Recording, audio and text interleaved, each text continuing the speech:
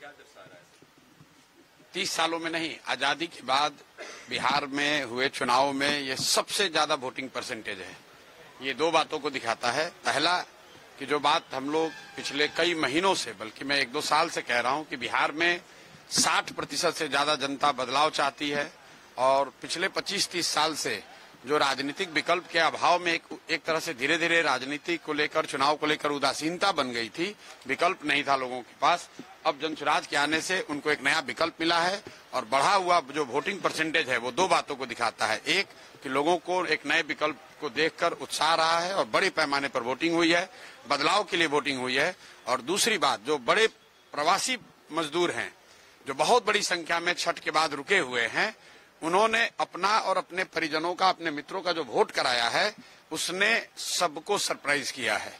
और जितने लोग ये बैठे हुए थे कि महिलाओं को 10,000 पैसा मिल गया और उसी से हम लोग जीत जाएंगे, इन चुनाव में महिलाएं तो हैं ही, लेकिन महिलाओं से बढ़कर प्रवासी मजदूर एक्स फैक्टर है। इस चुनाव का एक्स फैक्टर प्रवासी मजदूर हैं। वो क्या कर रहे हैं, वो अपने दोस्तों, मित्रों, परिवार वालों से कैसे वोट करा रहे हैं, इसी से बिहार का चुनाव तय होगा। जनसुराज बिल्कुल कॉन्फिडेंट है कि 14 तारीख को आप देखेंगे इतिहास लिखा जाएगा। बड़े बड़े पंडित कोई ये नहीं बता रहा था कि जनसुराज इस बार इतने बड़े पैमाने पर वोटिंग होगी। और ये आकलन लोग कर रहे हैं, 2 करोड़ 10 लाख से ज्यादा लोगों ने वोट करा है। कोई आकलन, कोई पत्रकार, कोई असेसमेंट करने वाला आदमी कितने लोगों से मिला होगा? कल लोग बैठे बैठे 10-15 लोगों से फोन करके अपना हवा बता रहे हैं कि किसने किसको वोट दिया। किसी को जानकारी नहीं है। जब 14 तारीख को काउंटिंग होगी तभी पता चलेगा कि 2 करोड़ से ज्यादा लोगों ने किसको वोट दिया है सबसे ज्यादा मात्रा में। जो हम लोग देख रहे हैं कि जो प्रवासी मजदूर है वो बदलाव चाहते हैं और बहुत एग्रेसिव होकर उन लोगों ने वोटिंग किया और कराया है। सर, बिहार के डिप्टी सीएम अपने ही प्रशासन पर धिक्कार रहे हैं, धिक्कार ऐसे प्रशासन पर क्या कहेंगे? वोटिंग के समय उन्होंने अपने और अपने सरकार का चाल चरित्र, चेहरा, उस पर मुहर लगाई है कि यहाँ पर कोई सुरक्षित नहीं है, कानून का राज नहीं है, जिसकी लाठी उसकी भैंस। और जो बात यहाँ अभी तक पब्लिक झेल रही थी, चुनाव के दौरान नेता और मंत्री वो चीज झेल रहे हैं। आरजेडी और कांग्रेस एक दूसरे का बाल नोचेंगे, ऐसा पीएम मोदी कह रहे हैं। भाई, वो बाल नोचेंगे कि सर नोचेंगे ये उनका काम है। मैं इतना जानता हूँ कि बिहार की जनता ने कल के वोटिंग में दिखाया है कि उनके पास जब विकल्प एक मिल गया तो उन्होंने बढ़ चढ़ के वोटिंग में, लोकतंत्र के इस पर्व में हिस्सा लिया है।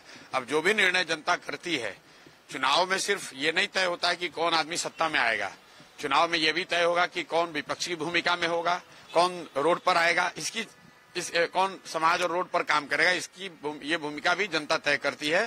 तो अब 3 दिन रह गए हैं, ज्यादा स्पेकुलेशन का समय नहीं है। एक ही बात कल दिखा कि बहुत बड़े पैमाने पर वोटिंग हुई है।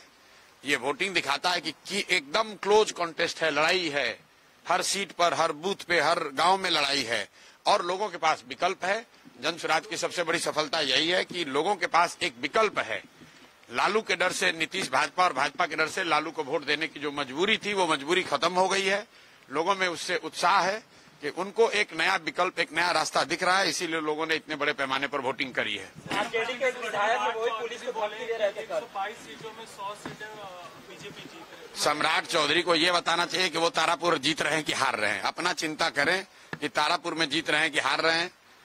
सम्राट चौधरी जैसे नेता कभी नीतीश कुमार को लेकर गए, कभी राजनाथ सिंह जी को लेकर गए, इतना डरे हुए हैं खुद चुनाव जीतने के लिए। अपने जितने एनडीए के बड़े नेता हैं सबका जाकर मीटिंग्स, रैली करा रहे हैं। अगर इतने ही कॉन्फिडेंट है तो बाकी लोगों को रैली कराने की क्या जरूरत थी? खुद ही जीत जाते, अपने काम के आधार पर जीत जाते। उन्होंने कहा है कि जो रोजगार के मुद्दे पे है, युवाओं ने बढ़ चढ़ के वोट दिया आरजेडी और गठबंधन। देखिए, तेजस्वी यादव कब कॉन्फिडेंट नहीं थे कि कल कॉन्फिडेंट दिखे आपको? ये लोग तो चुनाव के 6 महीना पहले, साल भर पहले ही कॉन्फिडेंट है कि हम ही मुख्यमंत्री बनेंगे।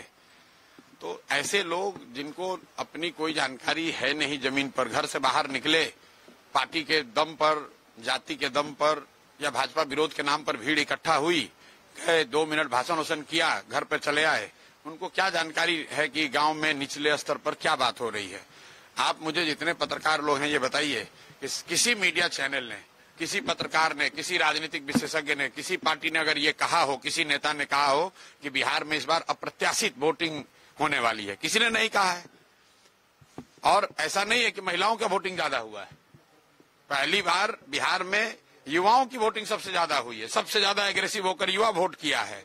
तो अगर युवा वोट कर रहा है तो अपने भविष्य के लिए वोट कर रहा है, बिहार में बदलाव के लिए वोट कर रहा है, बेहतरी के लिए वोट कर रहा है। स्टेटस को के लिए इतना बड़ा वोट पड़ना यूजुअली संभव नहीं है। एक दो अपवाद हो सकते हैं, लेकिन जहां कहीं भी पिछले 20 वर्ष में इस तरह से बढ़ चढ़कर वोटिंग हुई है, वहां इनकम्बेंट पार्टियों को, सरकार को खामियाजा भुगतना पड़ा है। राजद के एक विधायक तो कह रहे थे कि आग लगा देंगे।